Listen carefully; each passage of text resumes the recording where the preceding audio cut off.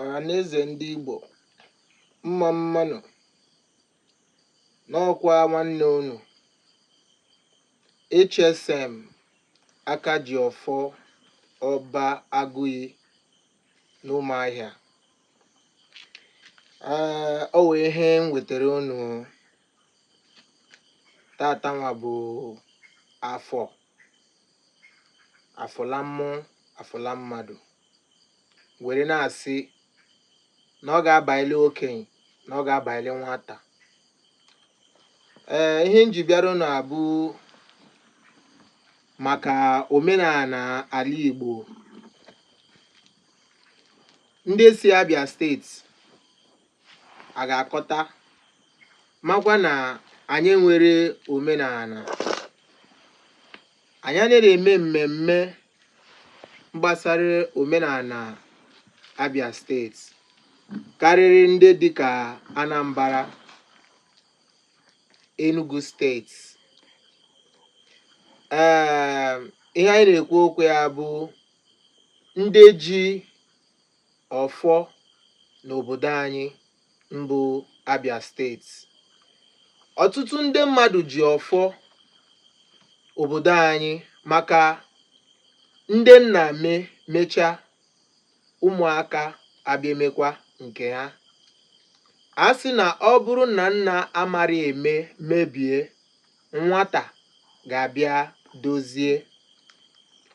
Ọtụtụ ndị mmadụ nọ n'obodo oyibo, nọkwa n'ime Naịjirịa, nọkwa na steeti ndị n'iche n'iche mbụ Akajiọfọ na ala Abia steeti, mana ha hafụrụ ọfọ ha ji bịa ụwa, jewe iro, jee mewe ihe ọzọ.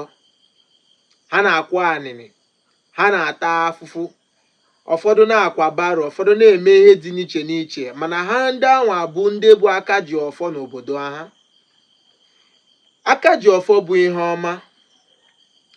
Akajiọfọ bụ onye na-eleta obodo n'ime mmụọ, onye na-ejiri anya mmụọ na-afụ ihe chọrọ ime n'obodo, onye na-akwa ala na-emezi obodo bụ Akajiọfọ.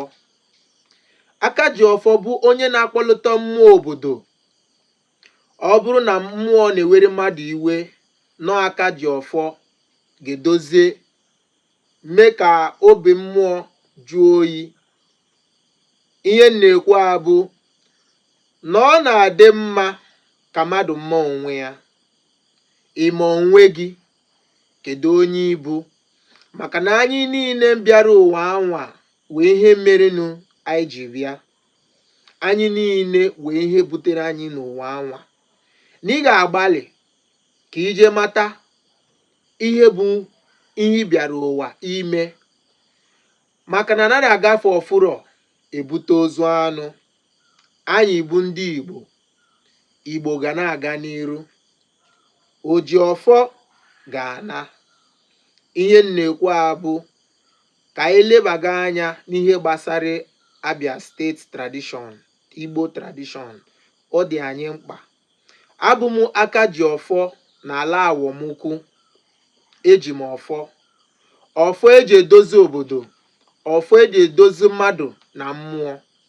Ị bụrụ Akajiọfọ na-achọ otu ị ga-eji bata n'obodo gị, bịa eme ihe ị kwesịrị ime ka ị nọrọ n'oche gị, chọta anyị na anyị nọ n'Ụmụahịa. Chọta anyị ka ime ihe ị kwesịrị ime ka obodo unu dị mma.